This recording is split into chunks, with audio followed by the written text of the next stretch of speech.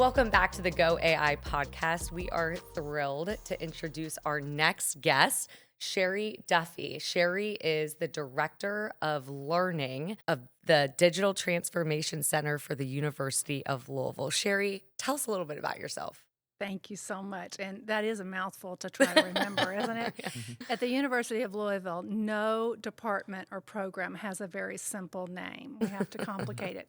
So the Digital Transformation Center was started with President Ben Deputy and Dr. Sharon Carrick. Dr. Carrick is the Assistant Vice President for the University of Louisville for the Digital Transformation Center. And it was their brainchild with Dr. Andrew Wright and Dr. Adel Almagrabi to create a place at U of L where we could get tech vendors' materials and then be able to take those micro learnings that are on the tech vendor sites and put them into courses. So that's how we started. This was all about how do we move our student population forward and our faculty, right? With technology so that we weren't left behind. I love that. Yeah, I Positive do thinking. too. Yeah, I do future oriented. too. How many years ago was this So started? this, don't quote me on this, but I believe this was right as COVID was starting. So about 5 years ago. I came back to U of L. Dr. Carrick brought me back in. I had taken a sabbatical and had been at U of L since 2008. And said, Sharon, I need to be back with my people. University of Louisville is my people. That's where I graduated. And I was fascinated with what they were doing. So before I came on, they had received a large NSA grant for cybersecurity, a national cybersecurity grant, to take and create this learning and certificates in cybersecurity across the nation.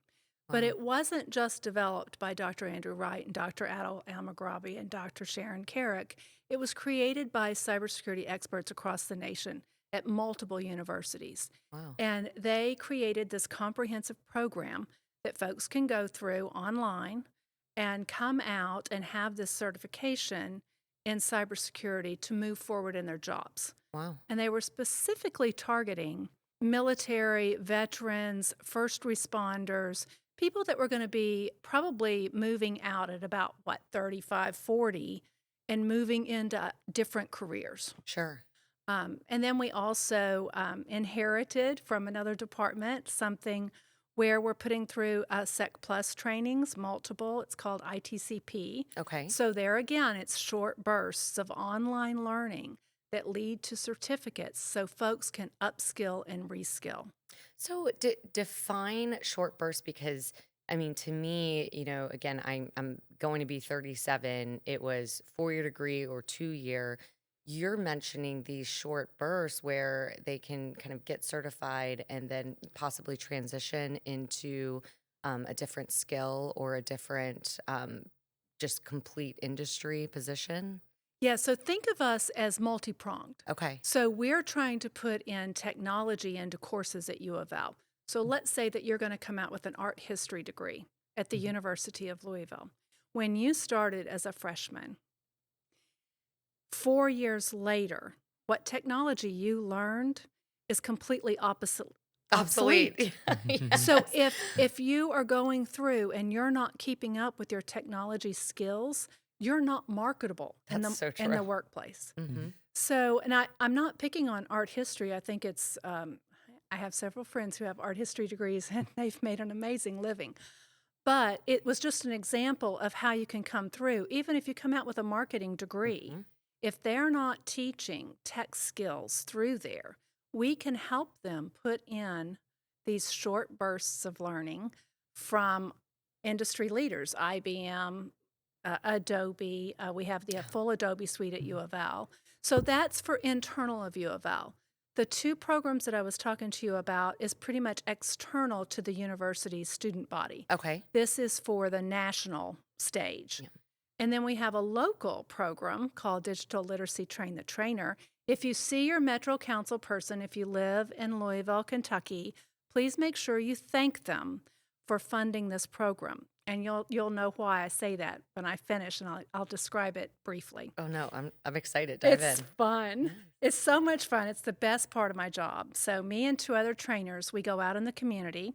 We find people who want to upskill and reskill their technology skills, and we take 4 technology skills and we've put it into an 8-week program. It's online, but they have to meet us so that we can see them on the camera in Microsoft Teams at least once a week Mhm. to keep them motivated to finish. So when they learn these 4 technology skills, they in turn have to train 10 other people in Metro Louisville, Kentucky, and they will earn a stipend of $500. So there's an incentive to finish. Plus, you've got one of us, me or one of our 2 other trainers who are amazing, pushing them saying, "Hey, wait a minute, I haven't seen you this week. Are you getting your work done?" Which, I mean, so many people need that in order to execute, right, their goals, a coach, an advisor. Yes. So you're there supporting them, nurturing them through that journey, and then they can pay it forward to other people in the community. Yes, and it's that exponential factor. Mhm. So if we reach this 200 goal, then you've got 2,000 people in Metro Louisville who have upgraded their skills. I'll give you 2 examples. One, a failure that isn't a failure, and one that is a massive success story. One person who has been in multiple cohorts of this program here in Louisville, he's very special and dear to my heart, and he has not finished the program. Okay. But he found a job because he knew how to upload documents because he was in our program. He could upload documents that he needed to put into an email back to an employer. He's since lost the job. I've run into him again. He's got another job, but he keeps coming back, and he has finished now all the technology skills. He just doesn't have the confidence to do the training. So that's my next step. So I've been working with him for about 1.5 years. Mhm. So that's a failure that's a win, right? Yes, It's a win for absolutely. our community. It's a win for him. And it sounds like he's failing forward. Like He is you know what failing I forward. mean? Which is what everyone needs to do. We all fail. Yep, We exactly. don't like to. Just keep going. Well, that's first of all, this is incredible work. I want to learn more about it. I want to just loop back to, our audience is business owners, mostly in the community. And you mentioned after 4 years, even if you're coming out with a marketing or business degree from the University of Louisville, the technology you're learning or the jobs you're interviewing for, you might not be familiar with that. And as someone who has hired, students right out of college, I'm amazed that, little things like not understanding how to get on Microsoft Teams, or you mentioned the Adobe suite, not even knowing what that is. And, that's a very well known vertical within our digital marketing sphere. And so you saying that was music to my ears because ultimately, I know a lot of business owners here in this community want students that graduate at U of L. I'm an alma. I want to hire U of L students, and I want them to stay in our community and continue to give back. And so, you talking about that and being able to give them, those sprints to help them maintain their knowledge of technology throughout college is unbelievable. I didn't know that was even there. We are fortunate at U of L that we have faculty that are committed to ensuring that when our students leave, they are workforce ready. Hmm. And one of the aspects of that is technology. So I can't be everywhere and everything to everybody, and another faculty person can't be everything to everybody. I think that's something that makes U of L special is that we recognize the strengths that each person, every faculty person, every staff person brings in, and we try to pull it into a collective so that we ensure when we're sending these humans out into the world that they leave us, that diploma matters, right? I don't know if you're familiar with the 10 essential skills that the Council on Post-Secondary Education put out, but we just did a large taste of technology at U of L, and we focused the whole day in this taste of technology on those 10 essential skills. Wow. LinkedIn Learning came in, and they helped me curate all of the content in LinkedIn Learning that maps to the 10 essential skills. So faculty can then, instead of them spending hours going through all of that material, it's already packaged there. for them and they can choose. That's a great example. That's incredible. And as far as just getting students ready for the workforce by teaching them new technologies and just what they need to know, what has been the approach with AI, which is one of the fastest developing technologies in recent history? I know. It's warp speed, isn't it? It Yes. I know we go to bed one day Hmm. and we wake up and the world is a different world the next day Hmm. and as it relates to artificial intelligence. Hmm. We teach AI in the digital literacy train the trainer program. Oh, wow. And I went to, do you all remember, it was just like 2 months ago when ChatGPT started creating PowerPoint slides on the free version. Yes. And then they also started citing material. Hmm. Well, it happened overnight. And so I go in to train, and Kevin Fields from Louisville Central Community Center walked in. If you all don't know him, you will. He's fabulous. We will drop him in the notes. You will. He came to class. He chose, since he was putting this on at Louisville Central Community Center, that he would join the program. So I asked him to highlight to the fellow learners in that class his ChatGPT. And when he stood up, I went, no way, because he asked it to create his slides. And here I am, the facilitator, and it happened overnight. Mm-hmm. So, good to your point, I think U of L is doing a really nice job overall. So, the Delphi Center for Teaching and Learning hosts a website that has all kinds of information for faculty, staff, and students Oh, wow. on artificial intelligence. For my classes, I teach human resources and several other classes at U of L. I've created a module that goes through how students can use AI in my course, how that I want them to cite it. I love that. So So, you were telling them, or you're yes, wanting them to utilize yes, AI. I'm saying please use it. This tool is amazing.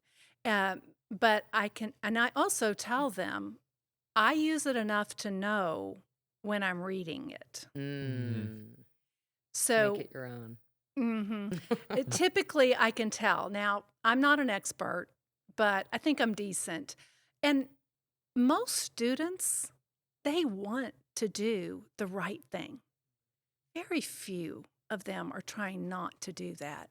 But why would we not teach students to use the tool that the minute they walk out of the university, their employer's going to say, which AI tool have you been using, or which one do you think our company should use? Mhm. Well, and you have these companies now that are putting policies in place for certain tools. Hey, we utilize this one. You can use Gemini, Copilot. So, depending on their enterprise AI policy, that student may come in and have to learn a different one if they haven't been using it. And so, your ability to have at least been able to be a practitioner of one tool will hopefully help you transfer those skills to another one that's very similar. Well, the lack of guardrails and the inherent bias of AI, the selling to third-party vendors, those, depending upon which tool you're using, right? Um, I think that we all need to know that, and that's something in the digital literacy train the trainer program that we're doing in the community that we really want community members to know, Yeah. because you do not want your grandma, your mother, your sister, whomever, putting their personal information into ChatGPT, Exactly. right? They need to understand that they sell to third-party vendors. Mm-hmm. But we use ChatGPT to teach. And the reason is because ChatGPT allows us to dump a large data set into it that we could not do in the free version of Power BI, Sure. of Microsoft Copilot. Not that we think ChatGPT is the be-all to end-all. It just happens to allow me, because what we do in the course is we ask folks to create a cover letter that they would use for a job advertisement. And then we ask for them to give it to us in multiple ways. So what type of, are you a marketing major? Yes, I was. Okay. Business marketing. So, oh my gosh. So then you know that there's so many ways that you can craft this cover letter. You Yeah. know, do you want it to be persuasive? Do you want it to be professional? How do you want your persona to come across? Mhm. Are you interviewing with somebody that you already know? Are you interviewing already, and are you already in the company that you're interviewing for the next job, or is this a brand new person? And what's the culture of that company? Like a Exactly. little more rigid, So professional. Yeah. we can't do that in a free version of several other products. Makes sense. But they need to know what are the pitfalls. Another example of a learner teaching me Mm. is I never thought to introduce myself to ChatGPT. Yes. And this learner told me she sells products here in Louisville, Kentucky, and she was creating marketing material. And she said, I'm an African American woman. I am 52 years old. My target audience for XXX product is such and such person, African American, da da da da da.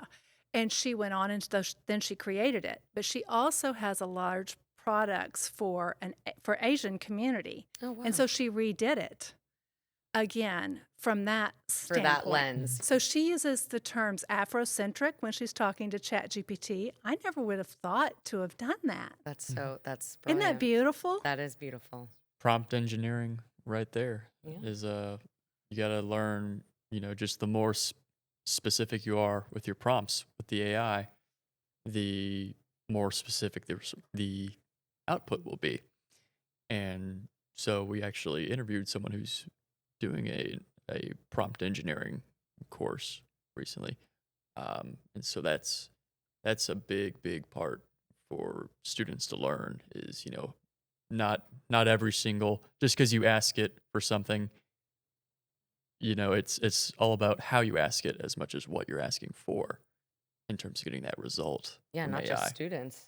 Mhm. Everybody.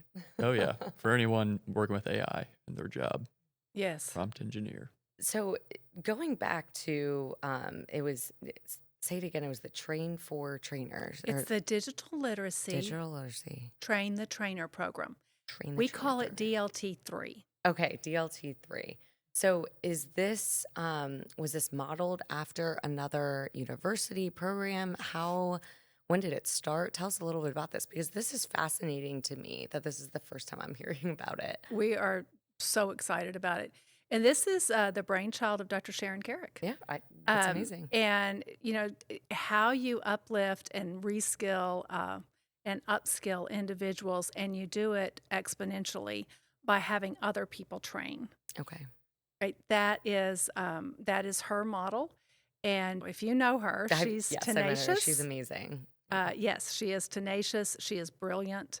And she recognized that how much more work we can get done by utilizing our individuals in our community right here with us. I mean, I've given you several examples of how the community has taught me. Can you imagine when they're in cohorts of, say, 30 people and they get online and there's 10, 15 of them online and they're talking back and forth with one another, the energy and the ability, the self-confidence that they're building in their tech skills. Yeah. And we talked earlier, you cannot get by without having tech skills. I don't care how old you are. You have to have some technology skills to move in this world these days. What would you say? Again, a lot of our listeners are older and afraid of change, especially when it comes to, AI and incorporating this technology, not just in their job or their position, but in their personal life. And, I see you, and not only are you integrating it, you're teaching it, you're learning from others around you. What would you have to say to those that are held back and scared of this technology? AI has made it so simple. You're not coding, right? Not only that, we have to take a step back from artificial intelligence, teaching artificial intelligence.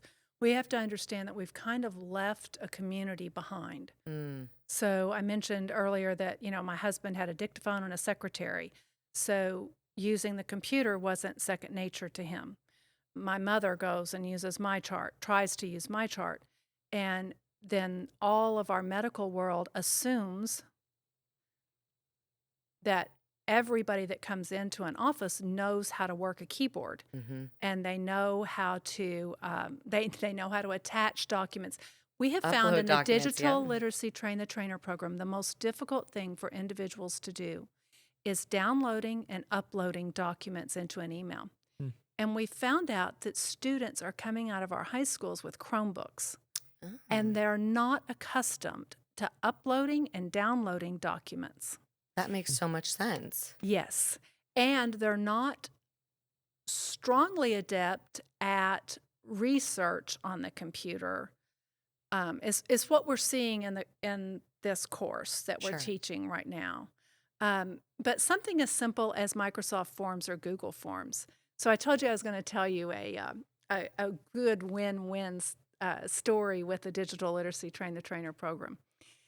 One of our first cohorts had a lady in it, and I went to her training, and she worked for a federal government program that sees a lot of consumers come in the door, Okay.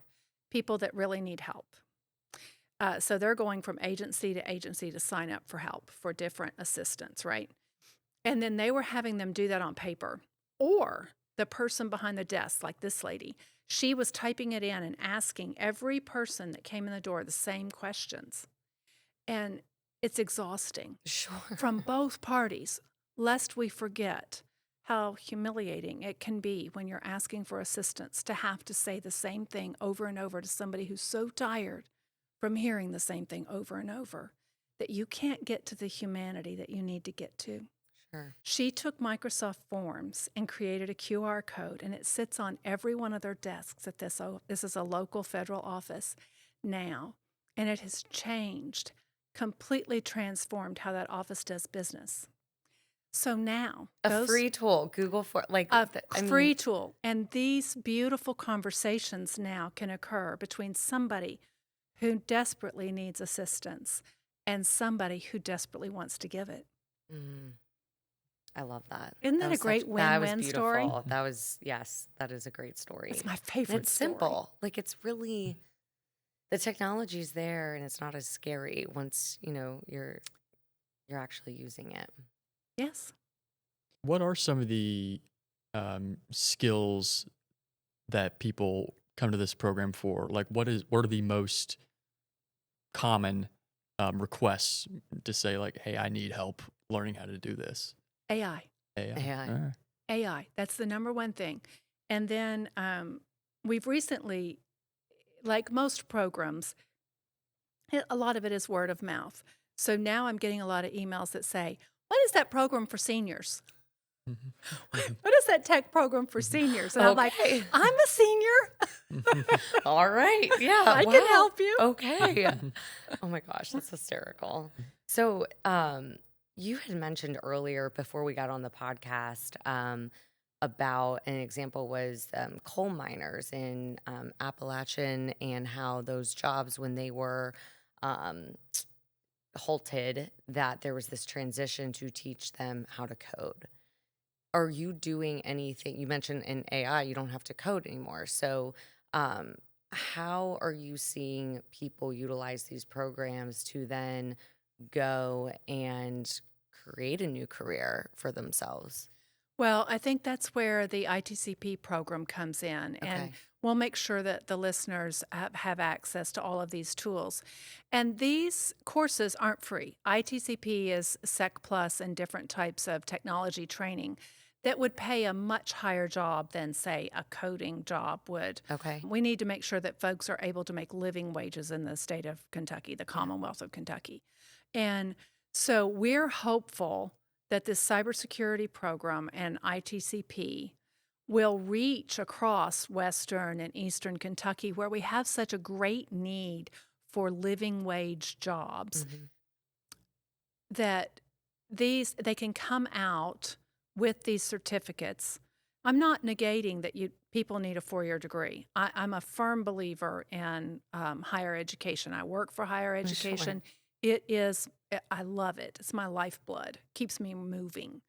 But if we can come out with these certificates, think about the people that we have that are in under-resourced areas, and if they can get some technology skills, it may spark that desire to say, I have this certificate in cybersecurity, but you know what? I can become an engineer. Yeah. I know I can. I'm smart enough. This was easy for me. Mhm. And there's going to be folks that do that. There's going to be folks who say, no, this is enough for me. This is getting me exactly what I need for employment. But we want to make sure that we have all of those options. So the Digital Transformation Center, we're serving faculty, staff, and students by embedding technology, short, micro. Micro credentials is a term that I think everybody needs to become accustomed to because it's lifelong learning. And it's short bursts of learning that has workforce skills. I love that. And then we want to be out in the community, right? We want to be nationally out with the cybersecurity program, ITCP program. And then we always want to serve Louisville with our digital literacy train the trainer program. Don't forget to thank your council person. Wait, I was just gonna say we will drop that again in the comments. Name your favorite council person. You had also mentioned the we left a community behind in the sense that technology. I'm paraphrasing, but AI changes. It feels like daily. It's probably every 2 weeks. There's just this big change, significant change. Are you seeing a lack of self-confidence around technology keep people from just trying to be practitioners on their own? Or how does self-confidence affect, the learning within this program? That is my job with the digital literacy train the trainer Okay. program, is convincing people that they have what they need to move forward, that they are smart enough to move this forward. The example that we talked about earlier with going into a hospital that had changed to all electronics, and the folks that are trying to help them are so frustrated. There's a gap. Yeah. We have a major gap. So our healthcare industry has moved forward with technology, but they don't realize that the population they serve The patients, hasn't. yeah. They have not moved forward. If somebody would give me a pocket of money, I would love to get an empty MyChart account, an empty one that I could play with and teach seniors how to use MyChart, how to walk into a facility and fill out the iPad. And when I say seniors, I'm not just talking about 80-year-olds. No, yeah. I'm talking about people that are 50. Mm-hmm. You've worked in an industry, a factory all your life, and then you get to retire at 55, or let's say you're a police officer. How much technology are you using? Some of them a lot, but some of them not. Yep. And then we expect them to be savvy, Yep. right? So tech-savvy seniors, be looking for it. That's the next thing we're going to be looking for funding for is tech-savvy seniors, and we need a MyChart in it. I am all for that. Me too. What are some of the messages that you found are the most successful to getting people over that self-confidence block? Short wins. Very short wins. So we start with Microsoft Teams, and I need to back up. We start with orientation. Okay. Which Building is their confidence there. That's building their confidence, right? To become a vendor at the University of Louisville to receive that $500, that's a major accomplishment because you have to upload a W-9 form, right? You have to fill it out, sign it electronically, get it back into your computer if they've chosen to sign it with ink, and then submit that into U of L. So we walk them through that in multiple steps, and that's a small win, right? That really builds your confidence when you can do that. And then we move right into Microsoft Teams, but we make sure that we let people know if you can use a virtual collaboration tool like Microsoft Teams, you can use Zoom. Yep. You can use WebEx. You can talk to your doctor on whatever platform they're using. Once you get used to the clicks, right, and what you're looking for on that format, you remove some of that angst because they build that up in their head before they start. Of course. I can't do it. How am I going to learn all of this? And you're right. I mean, it's like different brands, but once you really understand one, it's easy that to transfer that to whether it's Google Meet, WebFX, Blue Jeans, etc. I mean, there's so many out there. Power BI is the same way. Okay. If they can use, they're not going to leave our program a data analyst. And that's one of the first things I tell them in the information session is you're not going to come out a data analyst, but you're going to learn enough about data analytics to know, hey, I'm really good at this and I want to know more. Yeah. And so we show them the free resources, the free micro credentials, short bursts of learning that they can take, and they can go to our webpage to get that. And now we won't pay for their certification in data analytics, but we pay for everything up to that. And it's not paid, it's all free. Yeah. We need them to know the language, because what happens if they go to work for a company and they say, have you ever heard of Tableau? We'd like for you to use Tableau, which is a data analytics tool. And if they come out of our program, they're going to go, I think I remembered Sherry or Lakeisha or remember. Alicia saying that, but we were using Power BI. And they can say, no, but I know a little bit of the language about data analytics. Let me try on my own. Let me kick it around for a little bit. I'm sure I can acclimate. Yes. Yeah. And just that, being able to confidently say, okay, well, I know this. So it's, it's very similar. So that confidence to be able to go in and be a practitioner and learn on your own and kind of self-develop alongside the online resources that you're giving them and the internet provides. That's incredible. Yeah, it's a lot of fun. I'm very fortunate. Circling back to people coming to the program to learn about AI, what are you all teaching them about AI and how they should use it? The first thing that I like to make sure that they know is that there's a lack of guardrails on it. That I use the term Wild Wild West. Yeah, it's so true. It is. They keep using that. It's the Wild Wild West. And I also want them to know that it's inherently biased. Yes. Because we all are. So AI is nothing more than human knowledge. And there isn't a human on this earth who isn't biased in some way, shape, or form. So how can we expect Technology. AI? Governor Bashir likes to say we have to, what does he say? How does he say it? It's beautiful. We need to stop using fancy language.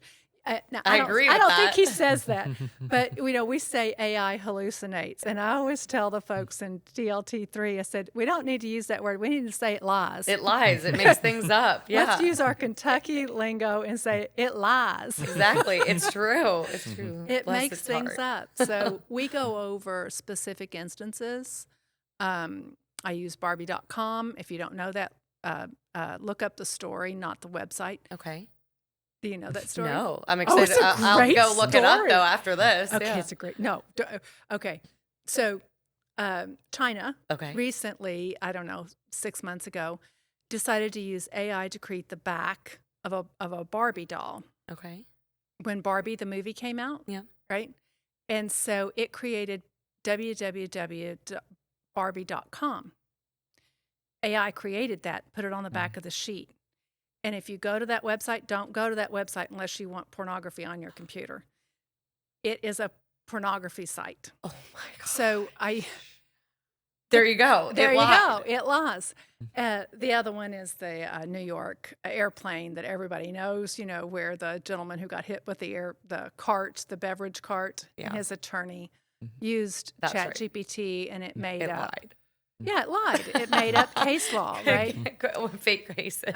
So it's inherently biased. They typically sell to third-party vendors, meaning your next-door neighbor or another country or, somebody that's out there to steal your identity.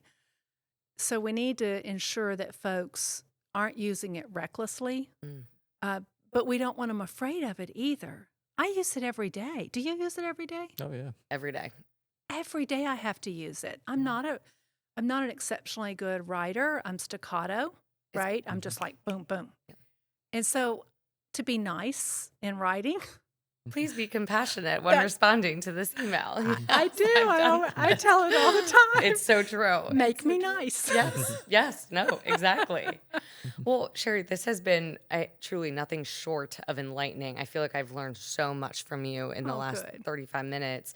What would you leave our audience with who may be listening to this and they haven't used AI daily? They're not using the tools that are available to them. What words of wisdom would you give? Get your feet wet. Get your feet wet.